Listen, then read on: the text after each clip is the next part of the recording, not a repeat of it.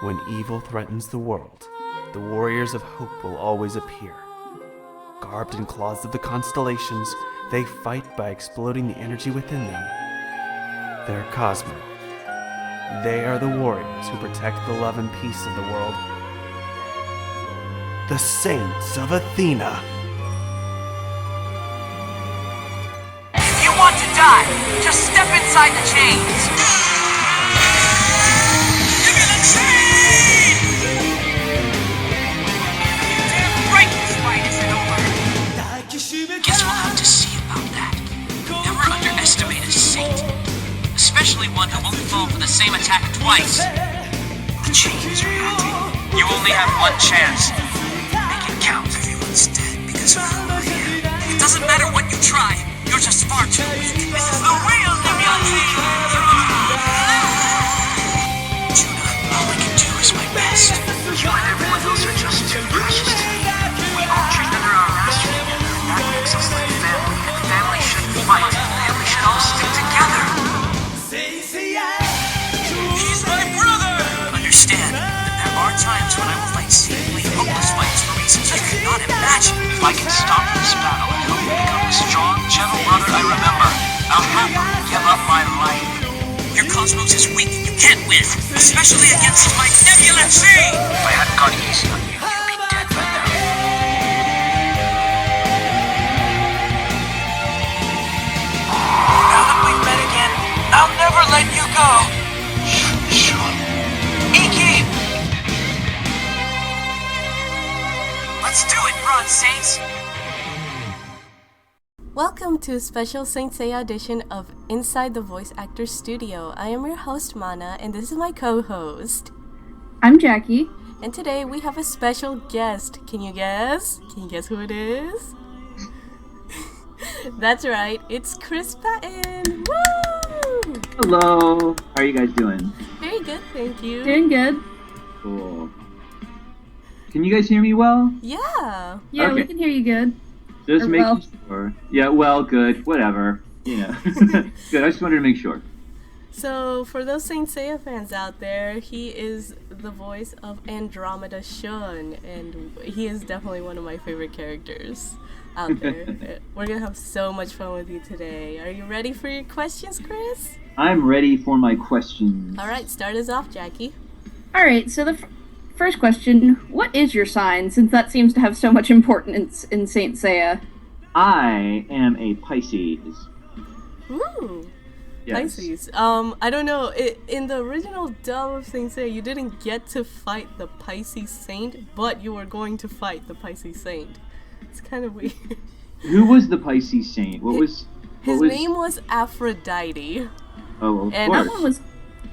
That one was kind of a crucial fight for Shun too, so I was Yeah. really disappointed when they didn't get to that. Yeah. Did we just not get that far? Is that what happened? No, you guys ended in, I believe, Cancer Death Mask. I believe. That's they so weird because I remember we must have dubbed like 120 episodes of that show, and I guess there was still a lot more to come, and we never got to it. I don't know. I actually think they ended in Scorpio, at least that's where my DVD set of the second half ends. Oh, Scorpio Milo? Yeah, I want you get... to say that's correct. That's how I remember it ending as well. Yeah. Yeah. It's a shame, but you would have liked that fight. Aphrodite is like all about beauty, and like he throws flowers at Shun, and Shun, falls over. Sure, but of course, Shun would just whip out the Nebula chain, so it's all good. Yeah. Alright, so second question. How long have you been a voice actor? I've been doing this now for 15 years. Ooh, 15 years. And you Yeah. have, like, Yeah. more So, than 100 titles by now. Oh, yeah, I think I'm up to, as far as anime goes, I think I've voiced just about 200 titles. Oh, wow. Yeah. Very nice. Your voice is so iconic, and a lot of us can definitely say we grew up with your voice.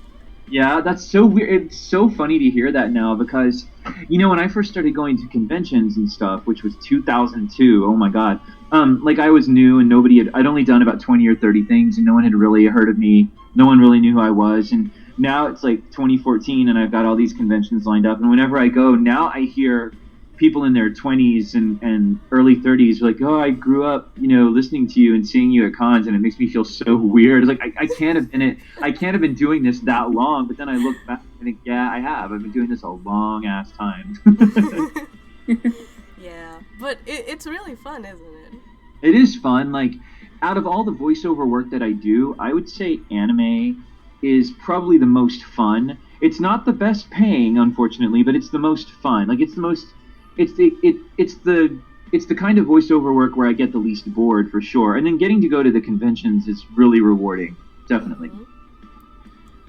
I definitely agree. There's just a kind of energy about the anime community. They just have a special kind of energy.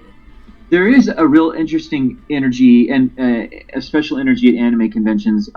You just have to, make sure you protect yourself with a little bit of Purell every now and then, or else you'll be enjoying a different kind of energy, which feels more like a fever. So Yes. but yeah, you're right. I mean, cons are a really special experience, and it's because of them. For 12 years now, I've gotten to go to almost every state in the Union, and I've gotten to go to Canada and the UK for free. Well, in fact, I get paid to do it, and that's incredible if you think about it. I mean, not many people can say they get paid to travel and go to conventions and sign autographs for 3 days. Like, it's a pretty sweet gig, actually. But I think the best part about it is you get to meet the people who like your work. So, like, when you come from a stage background, you're used to having an audience, right? And you're used to immediate response to your work. But when you're doing voiceover work, it's usually just you in the booth, and you don't know. I mean, you hope that your work is having an impact on someone, and you don't really know that it is until you meet people at conventions. So it's like getting to meet your audience, and it's pretty cool. Yeah, meeting the people that the shows you did touched, it's kind of a special thing. It is very much so, yeah. Yeah. All right. Next question, Jackie. Number 3. So, how exactly did you get the role of Andromeda Shun? I just auditioned for Kyle Jones. I think I'm trying to remember if I'd worked with him before. I've worked with Kyle a lot on many shows now. But I think before Saint Seiya, I may have worked with him on Super Gals. Ooh, I love that show. Yeah, that's actually been one of my favorites, and that's another one that we never got to do like the second season on, and I'm really sad. But I'm pretty sure I worked with him on that one, and then I'm pretty sure he had me audition for Saint Seiya, and that's how it happened. And so now I played Shun, and we had so much fun. Now, at one point, John Swayze took over the directing of that dub because Kyle had to work on something else. And working with Swayze was a little different than working with Kyle, but the thing is, by that time I knew the character of Shun so well that basically John Swayze didn't have to direct me at all. He just sort of sat there while I did my stuff, and he was like, okay, yeah, sounds good, sounds right, okay. So yeah, but it was just a matter of auditioning. Fortunately, now I'm at a place in my career where I don't really audition for anime much anymore. Like, if I'm going to be cast in anime, someone just usually uses me. Because everyone pretty much knows my work. I mean, they should. I mean, I've been around. Like, I'm technically what they call a veteran in the business now, which scares the hell out of me. But anyway, but yeah, they'll just be like, "Hey, Patton, this is a good role for you. Do you want to do it?" And I'm like, "Yes, I do." But back in the day, I usually had to audition, so I'm pretty sure I auditioned for that show. Yeah. Oh, good. Can you relate to Shun in any way? Other than the sense that he's probably gay. No, I don't know. I'm not sure. No, I have no proof of that, definitively. But no, I mean, I don't know. It's hard to relate to characters who are so outlandish, but he was. But I mean, you know what? I think out of all the characters, the Saints, he was the one. He definitely. I'm sure, like, Kyle picked up on the fact that my voice fit him the best for whatever reason. But and I can't even say why that is. I guess he had a sort of comedic flamboyance about him. So maybe that's why it was easy for me to play. I don't know. One of my favorite things was, like, I think it was in one of the first episodes, like 1 or 3, 1, 2, 3, one of them.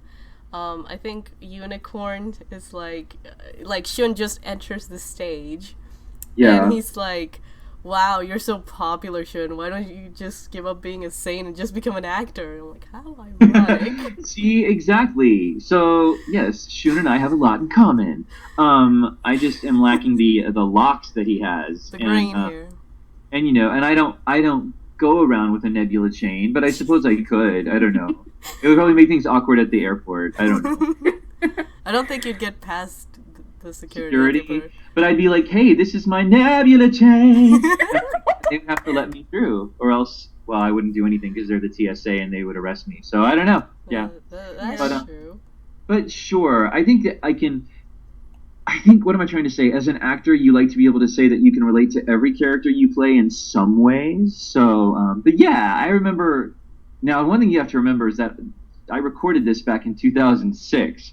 So we're looking at 8 years ago. So I'm having to do a lot of digging around in my brain. But I just remember having so much fun every time I went in to voice that character. Especially, I don't know if you guys remember the Iki arc. Yeah. But there was a whole episode where I did nothing but scream, "Brother!" Aaron does me good. I just found that really amusing because in the Japanese, they would always say, Nissan! And so it always sounded like there was a Japanese car commercial going on in my head. When I was listening to the Japanese track, Nissan! No, Honda! So, anyway. But I had lots of fun with that arc, definitely. Yeah. Love it. Was an amazing arc, definitely. I think so. Did your voice ever just break from saying brother so much? I did. I remember getting tired in that episode, getting vocally worn out. It's very, very rare that I actually fully damage and lose my voice, but it does happen. It never happened with Saint Seiya. It usually happens in the shows where I just have to scream a lot, or when I play a character whose voice is very much in a different range than mine. Shun's was really just right there in my comfortable spot, so I never lost my voice. But it did get me really tired.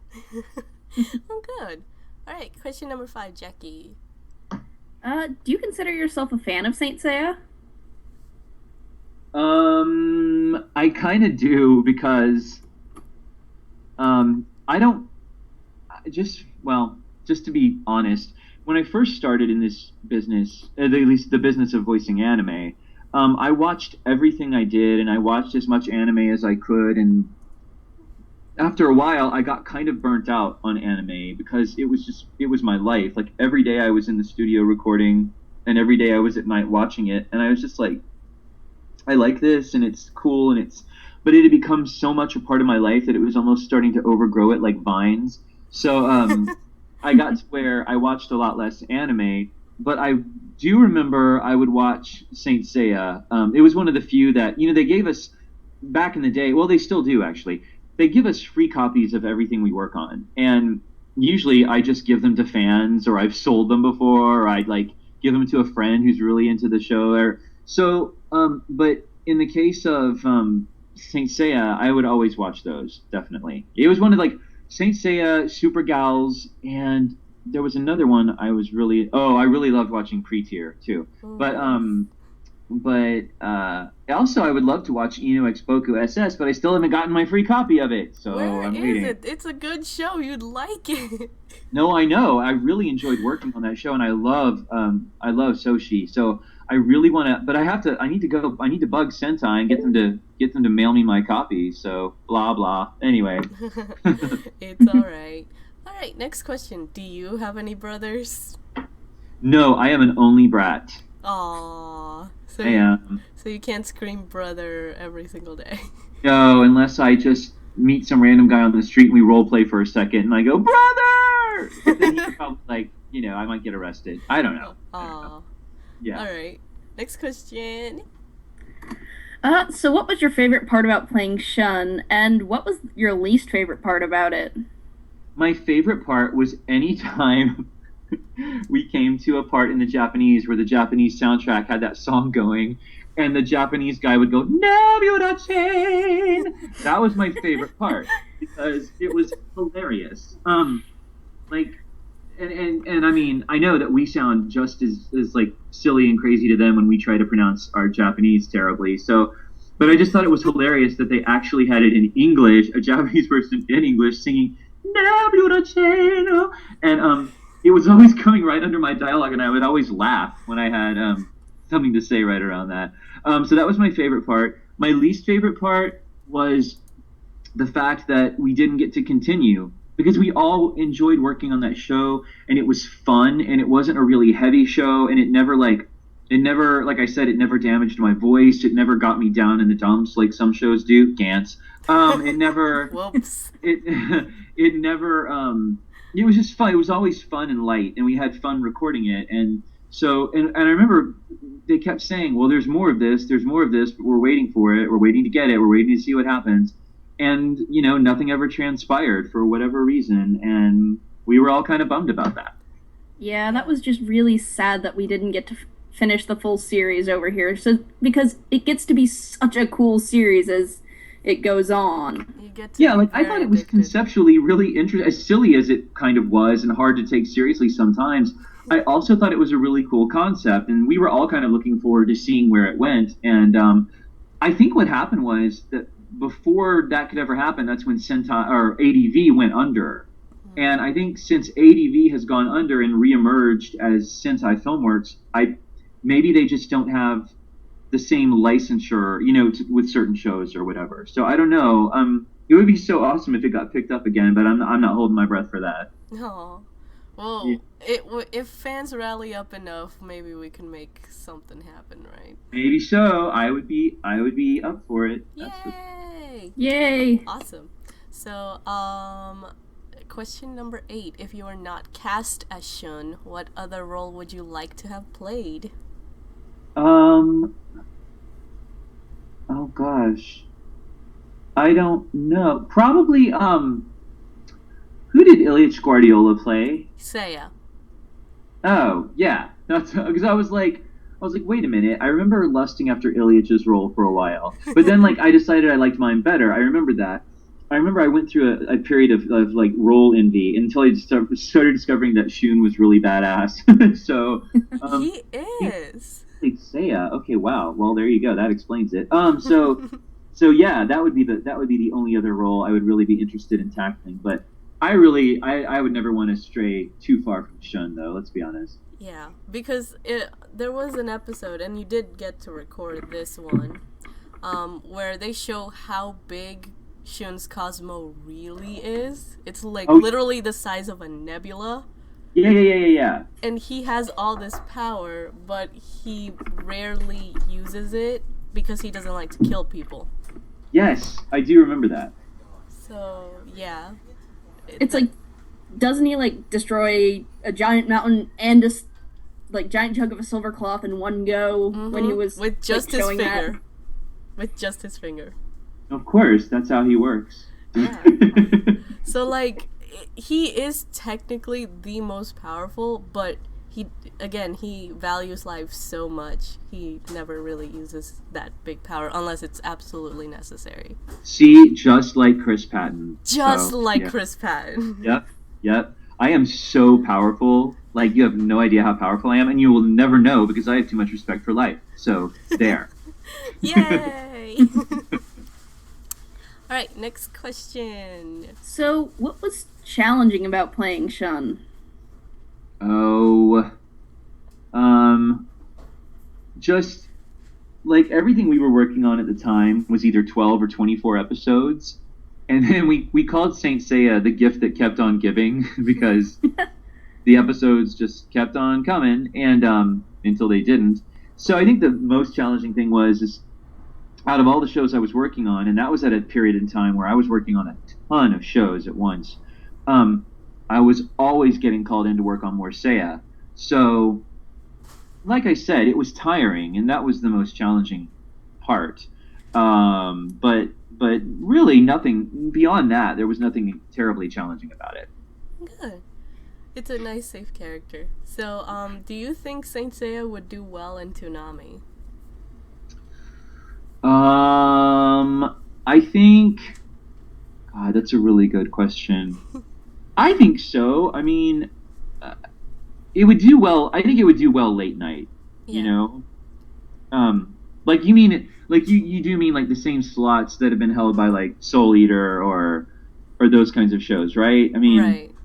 yeah, absolutely. I think in that context, yeah, I definitely think it would. I think people would definitely find a cult audience. Yeah, I think so. Because I believe like the same studio that works on Dragon Ball Z also does Saint Seiya, and there seems to be like some favoritism towards Seiya sometimes. So I think so I think if it came to Toonami, if somehow we got it up there, I think it would do well. It was airing in the good old days, like with Sailor Moon and Dragon Ball Z. So Yeah, I know that it was on TV for a while. Was it not? Was it not on Sci-Fi for a while? I'm not Could have sworn. I sure. could have sworn it was on Sci-Fi, for like a half a hot minute. I could have sworn it was, but You know I what? I think you're actually right. I think it was for like. I know they used to have like this random assortment of anime hours that would just pop up once in a while when they had nothing else to show. Yes, I'm almost positive that is the case.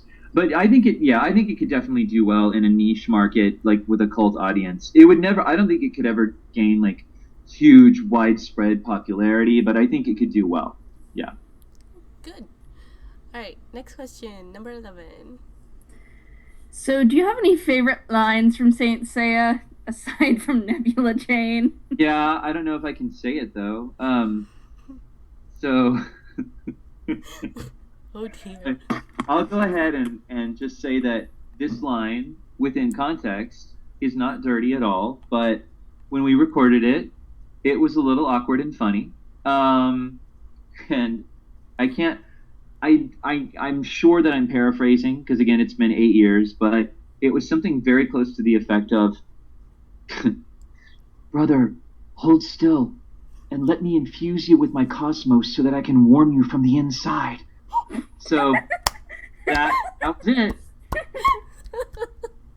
And at that point in time, that was the closest I'd gotten to a yaoi moment in my career. I'm sure whoever ships that was very happy.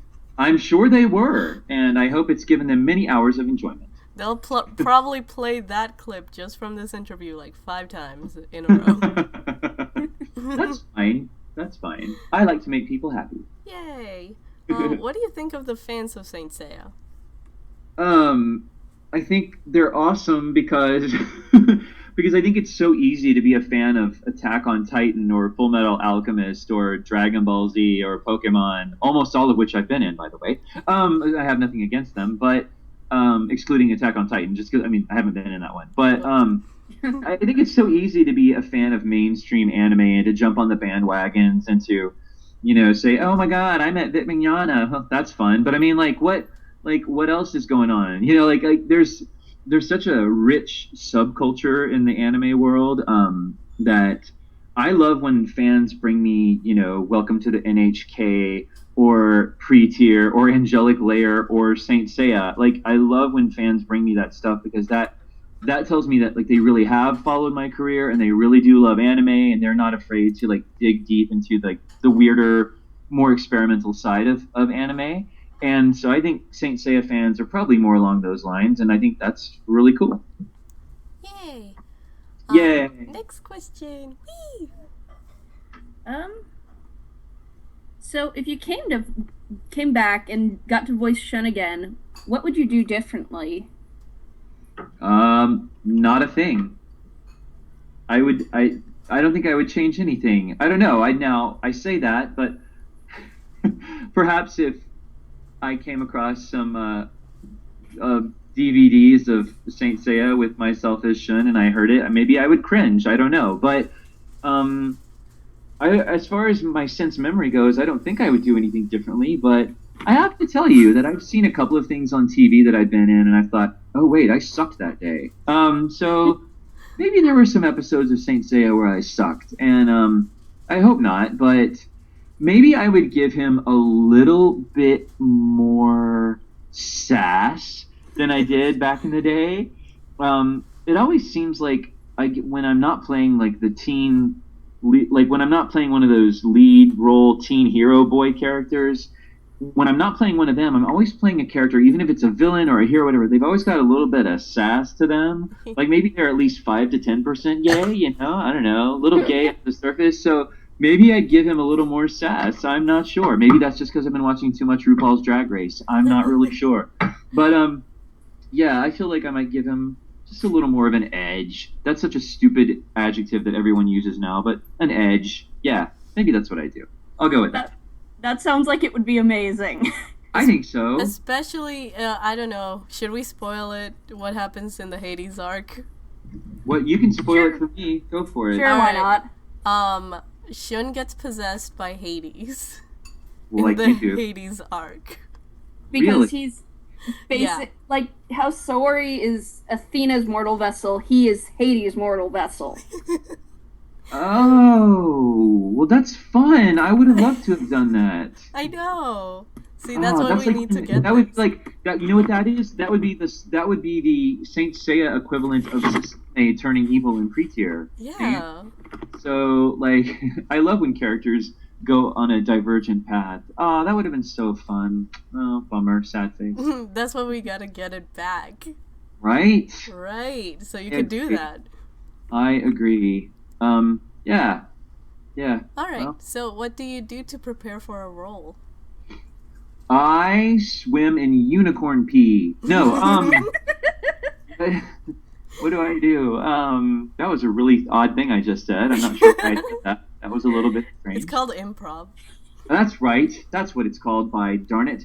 What would I do to prepare? Well, what would I do? I try to do research if I can. I try to Google the show and I try to look at art from the show and see what the characters are like and read descriptions of the characters. And apart from that, I just get a lot of rest and drink a lot of water, because anime will tear up your voice and make you really tired if you're not prepared. So that's it. I just try to do research and I try to get my vocal instrument prepared. That's it.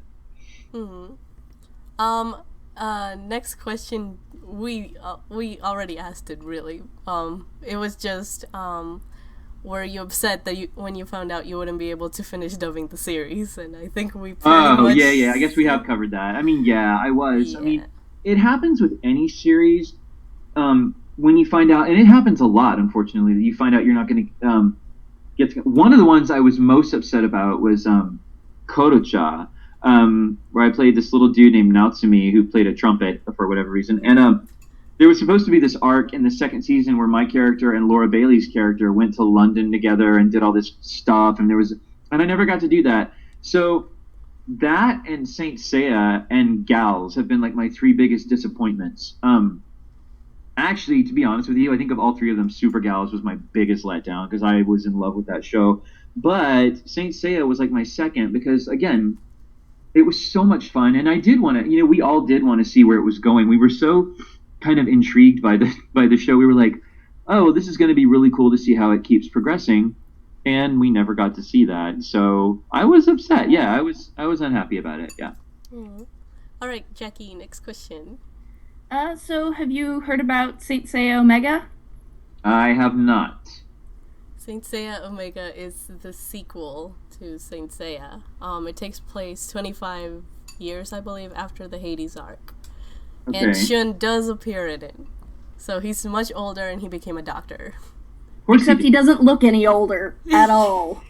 Is he a butt doctor? No, Oh. sadly. That I would have think made he's it a so much fun. Cosmos doctor. Like, if your Oh, of course he- Cosmos sucks, he'll warm you up From the inside. from the Yeah. inside. like you do. And make you feel better. Oh, I wonder do you know if anyone's is it going to be dubbed? Do you know? We want it to be dubbed. Actually, I'm kind of doing a kind of a fandom of it. Because there has been no official dubs. I know the very first people who got it was Brazil. So they have a Portuguese dub, and then recently Mexico got it. So they have a Latin can I American tell you, dub. just a small side note. The Hispanic culture loves that show. Ew. And I've had the most fervent fans of mine because of that show are bilingual males who speak Spanish and are from some place around like Brazil, Mexico, South America. You know what I mean? Like, Yeah. that the fandom there for that show is really intense, and I'm not sure why, but yeah. We like the fighting. There you go, right? Yeah. But I mean, maybe that means it will see the light of day as an English dub sometime. I don't know. Yeah, Omega is really good. It really is really good, and I see the fans of Omega, like you said, in the Hispanic community.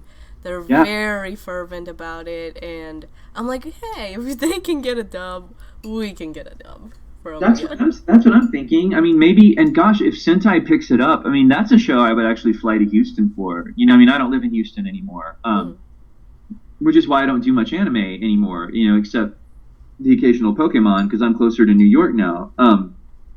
But if, you know, I am still in touch with Sentai, and a lot of my friends there are directors, and if I found out that one of them got that show, I mean, that's the kind of show where I would, you know, actually fly down to Houston and stay with my family or friends and spend a couple of weeks in Houston and work on that show. Like, I that would be lovely if that could happen. Yeah, you definitely come back as Shun, and heck, you could play another saint. Hell yeah, I could. There's so many good saints in that one. I could play Saint RuPaul of the of the black hole. Yes. What? I don't know what I'm His saying. evil twin. Yes. From another dimension. One nice thing about Omega, though, is that it can also stand alone for fans who haven't seen the first series. Mm-hmm. Oh, like it would make sense on its own. Yes. Yeah. Oh, right on. That's very cool. I haven't seen Lost Canvas, which is Saint Seiya Lost Canvas, which came out before Omega. I don't know. Is that a standalone series, Jackie? It's a prequel. It can function as a standalone, but I kind of think it's better to, you know, have the whole Saint Seiya package. Right. It wasn't really my favorite, honestly. I'm probably going to get scorned for that, but Whoops. it's basically a bunch of people dying. But is Shun in it? No. Oh, right, not so at he all. can't come back for Lost Canvas. Who cares? But come The back for Andromeda Omega. Saint doesn't even appear. Come back It's for all Omega. about basically this sort of ho-yay, fo-yay relationship between Hades' vessel and the Pegasus Saint. Oh dear. I have no idea what you just said, but I will go with it. So yeah, just come back for Omega, we'll be good. The Okay. entire series can be defined as no homo. No homo. Well, I certainly can't define my life that way. But you know, okay, all right, interesting. I will keep that. But Omega, that's what I'm going to be looking out for. Yeah, look out for Saint Seiya Omega. I will. Alright, and then this is a long question from an Anon on Tumblr. Shun is God. considered to be a character containing a lot of self-contradictory traits, self-sacrificial, but at the same time playing the role of damsel in distress in a lot of scenes.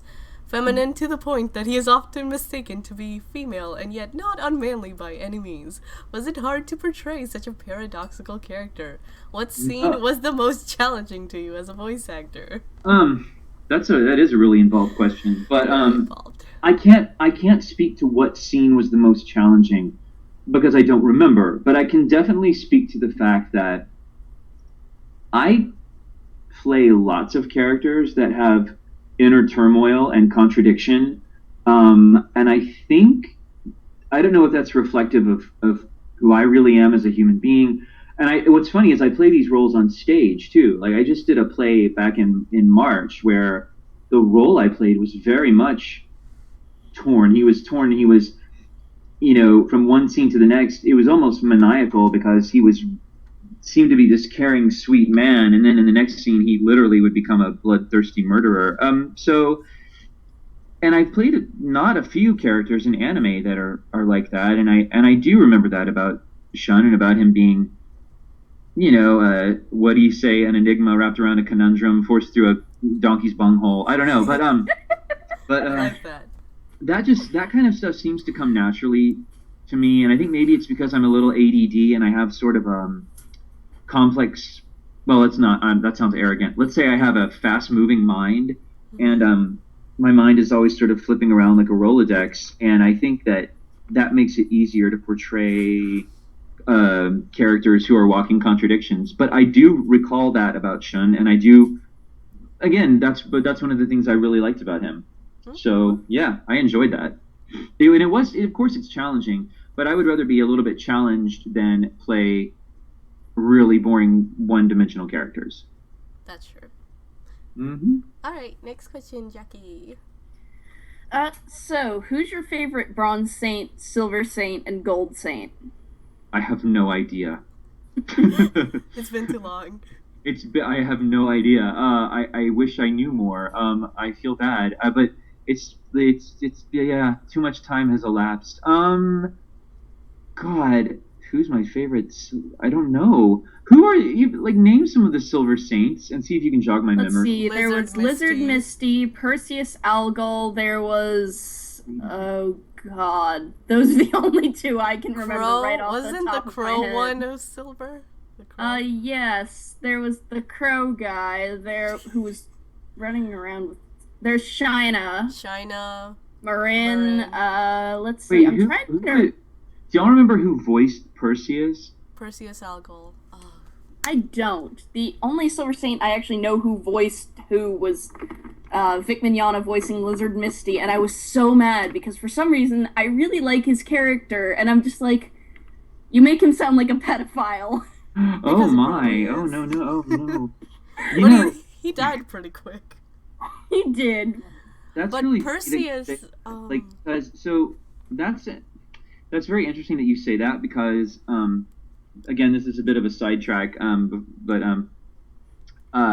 when Soul Eater first started airing on Cartoon Network, I remember reading comments about when Ashura first arrived, and one person was like, I don't like whoever plays Ashura because when he laughs, he sounds like a pedophile. And I was like, and I know, and like, I get what they meant because the laugh that I came up with for that character was really creepy.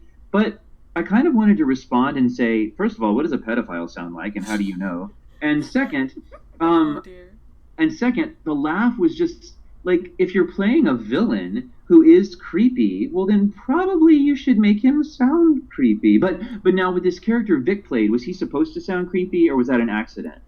I think it was an accident. It just kind of came off awkward to me because it's very also, Seiya grabbing people from behind and oh my, okay. And this character, strips down and runs around naked on a beach for a bit, so yeah.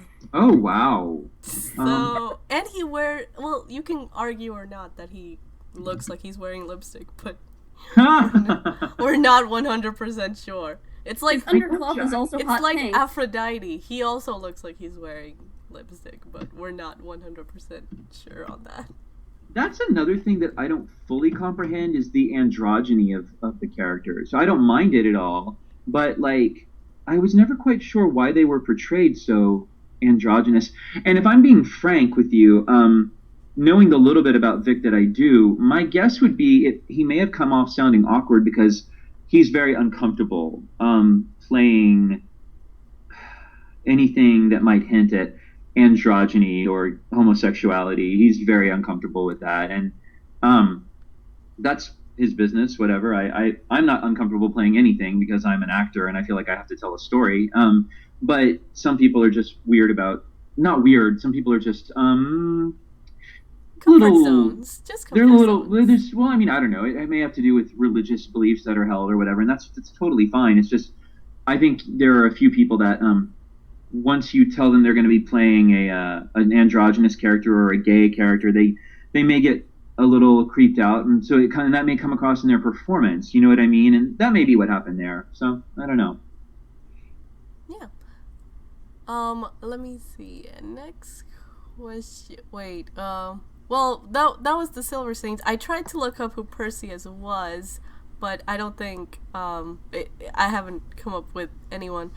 If I could guess, it was probably somewhere around like I want to say either Swayze or Bickham or one of those. Hey, was Blake Shepherd in that show? Blake Shepherd was.